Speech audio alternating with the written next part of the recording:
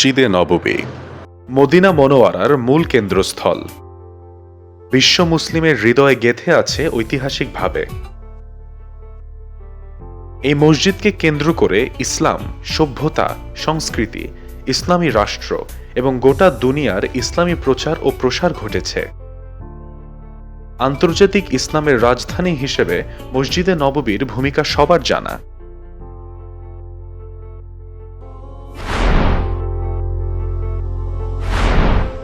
হিজরি সনের প্রথম বছর রাসূলুল্লাহ সাল্লাল্লাহু আলাইহি সাল্লাম মক্কা থেকে মদিনায় হিজরত করে কুবা পল্লীতে 2 সপ্তাহ অবস্থানের পর এক শুক্রবার তার উট কুশওয়ার পিঠে চড়ে মদিনায় অবতরণ করেন। এরপর তিনি সাথীদের নিয়ে একটি মসজিদ নির্মাণের উদ্যোগ নেন। এই মসজিদের জন্য রাসূলুল্লাহ সাল্লাল্লাহু আলাইহি সাল্লামকে জমি উপহার দেন সাহেল ও সোহেল নামে 2 মদিনার এতিম ভাই। রাসূলুল্লাহ সাল্লাল্লাহু আলাইহি সাল্লাম এই জমি টাকা দিয়ে কেনার ইচ্ছা পোষণ করলে সাহাবী আইয়ুব আল আনসারী রাদিয়াল্লাহু তাআলা আনহু টাকা দিয়ে পরিশোধ করে দেন। এরপর রাসূলুল্লাহ সাল্লাল্লাহু আলাইহি সাল্লাম তার সাহাবীদের নিয়ে নিজ হাতে কাদা মাটি এবং খেজুরের ডালপালা দিয়ে ইসলামের প্রথম মসজিদ নির্মাণ করেন। এই মসজিদের দৈর্ঘ্য ছিল 35 মিটার এবং প্রস্থ ছিল 30 মিটার।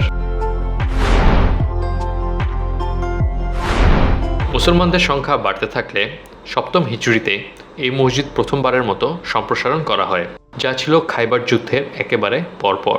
এবার তিনি দৈর্ঘ্য 15 মিটার এবং প্রস্থ 20 মিটার বৃদ্ধি করেন, যার ফলে মসজিদের সর্বমোট আয়তন দাঁড়ায় দৈর্ঘ্য এবং প্রস্থে 50 মিটার করে। প্রথম দফা মসজিদ সম্প্রসারণের অর্থ যোগান দেন ওসমান বিন আফফান রাদিয়াল্লাহু তাআলা আনহু।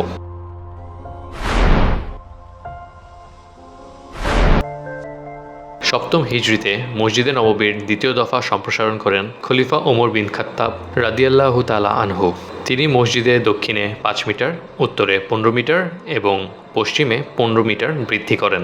এর ফলে মসজিদে নববীর দৈর্ঘ্য গিয়ে দাঁড়ায় 70 মিটার এবং প্রস্থ 60 মিটার। ছাদ বেড়ে হয় 5.5 মিটার।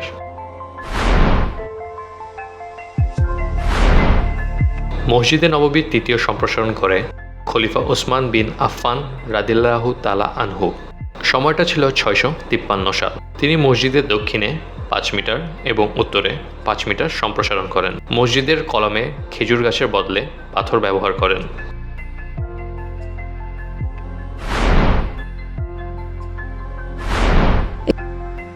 712 সালে উমাইয়া খলিফা ওয়ালিদ বিন আব্দুল মালিক মসজিদে নববীর চতুর্থ সম্প্রসারণ করেন। তৎকালীন মদিনার গভর্নর ওমর বিন আব্দুল আজিজের তত্ত্বাবধানে এই সম্প্রসারণ সম্পাদিত হয়। এই সময় মসজিদের পশ্চিম পাশে 10 মিটার এবং পূর্ব পাশে 50 মিটার সম্প্রসারণ করেন। এই সময় মসজিদে নববীতে প্রথম 4টি মিনার নির্মাণ করা হয় এবং 20টি দরজা বৃদ্ধি করা হয়।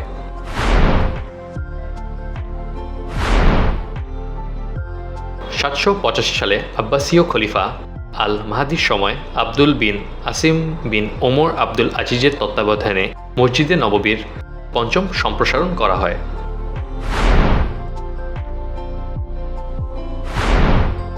1250 সালে মামলুক সুলতান আল মনসুর কালাউন মসজিদে নববীর ষষ্ঠ দফা সংস্কার এবং সম্প্রসারণ করেন। 1279 সালে তিনি রাসূলুল্লাহ সাল্লাল্লাহু আলাইহি সাল্লামের কবরের উপর গম্বুজ নির্মাণ করেন। প্রথম দিকে কোনো রং না থাকলেও পরে সাদা এবং নীল রং করা হয়। অন্য মামলুক সুলতান আল নাসির মোহাম্মদ চতুর্থ মিনারটি সংস্কার করেন।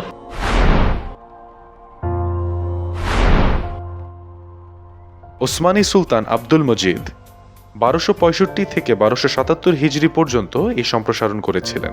এইসব সম্প্রসারণে সংযোগ ঘটানো হয় মিনার, গম্বুজ, দরজা, যা কিনা মসজিদে নববীর সৌন্দর্যকে বৃদ্ধি করেছিল।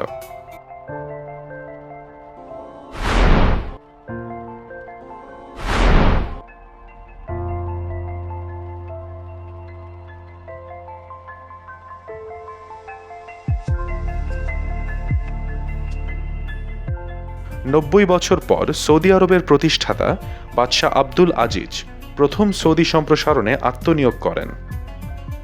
ক্রমবর্ধমান মুসল্লি বৃদ্ধির কারণে, বিশেষ করে হজ মৌসুমে বেশি সংখ্যক মুসলিমদের সমাগমের ফলে 1370 হিজরি অর্থাৎ 1951 খ্রিস্টাব্দে কাজ শুরু করেন।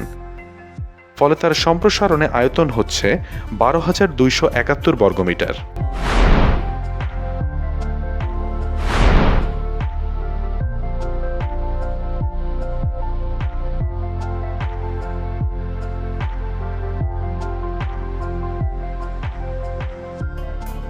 মসজিদে নববীর সবচেয়ে বড় সম্প্রসারণ হয় বাদশাহ ফাহাদ বিন আব্দুল আজিজের সময়।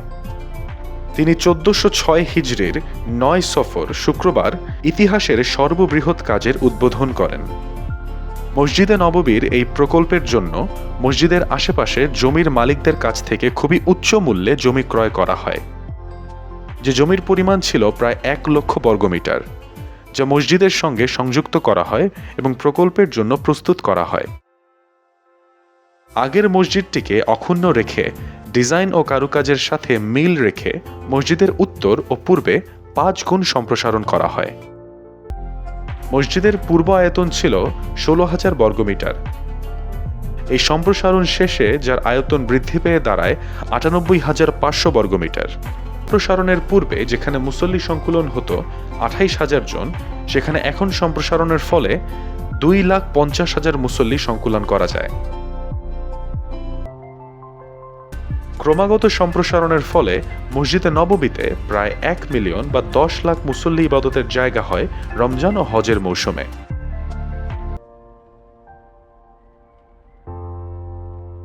1414 হিজরিতে বাদশাহ ফাহাদ মসজিদে নববীর সম্প্রসারণের শেষ ইটটি বসান।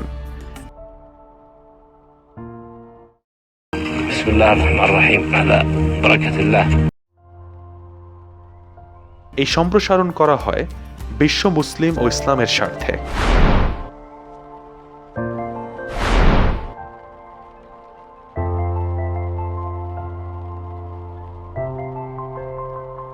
বাদশাহ ফাহাদের ইন্তেকালের পর বাদশাহ আবদুল্লাহর সময় প্রভূত উন্নতি সাধিত হয়েছে। তিনি হজ যাত্রী ও আগন্তুকদের জন্য আরও বেশি সুযোগ সুবিধা দেওয়ার নির্দেশ দেন। এখনও এই সম্প্রসারণের কাজ অব্যাহত আছে। এভাবেই মুসলমানদের কল্যাণে ইসলামী ঐতিহ্যের স্থাপত্যের সুন্দর স্বপ্নে বাস্তবায়ন করা হয়।